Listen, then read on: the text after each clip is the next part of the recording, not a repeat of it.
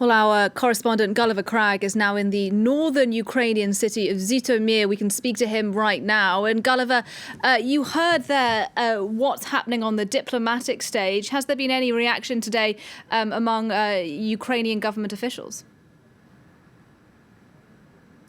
Well, as we heard in that package, actually, Dmytro Kuleba, the Ukrainian Foreign Ministry, thinks that the fact that the Russians want to organize another Normandy format meeting in mid-February means that at least they're going to remain most likely on the diplomatic path for the next 2 weeks. So we shouldn't expect a major military action in the next 2 weeks, or at least we can hope that that's unlikely. The Ukrainians have been saying consistently, really, that they don't think that military action by Russia, although it's certainly not something that we can rule out, they don't think it's likely to happen all that soon. They fear other kinds of destabilization happening by Russia. It's also true that the Ukrainian authorities are very much trying to make sure that the population does not panic, because they're very fearful of the effects on the economy, which are being showing more and more strongly every day. Today, the Ukrainian currency, the hryvnia, has fallen to its lowest level since February 2015.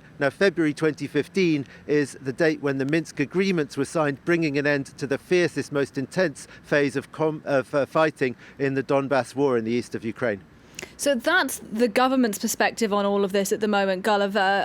Talk to us, though, about how people are feeling where you are in the north of the country. Is there great concern about a possible Russian invasion? Well, talking about that idea from Dmytro Kuleba that we're probably not likely to see any military action in the next 2 weeks if the Russians want to stay on the diplomatic path, and also the fact that the Russians said that although they weren't satisfied with the document that the Americans gave them, they would take their time in considering it and considering their response. I put it to the director of the local TV channel there that was some grounds for optimism, and he said immediately, "I don't believe anything the Russian leadership says. I don't believe anything the Russian leadership says, and I think that is a very, very commonly held position among Ukrainians. So any declarations coming from Russia, that's not something that they think is anything to go on either way. That said, everyone I've spoken to here is very much keen to put the emphasis on the fact that life in Ukraine continues as normal and that people aren't panicking at all. This despite the fact that Zhytomyr is the city where the secret services announced recently that they had dismantled a cell, armed people who were planning attacks. They think that these would have been sort of armed attacks with people going into public buildings with guns. That's the plot that they say that they uncovered, and they blame Russia for it. They think it's part of Russia's hybrid war. The reason I came to Zhytomyr was to talk to them precisely about that. But ordinary people that I've spoken to in the town have not said that they're worried about that kind of thing happening.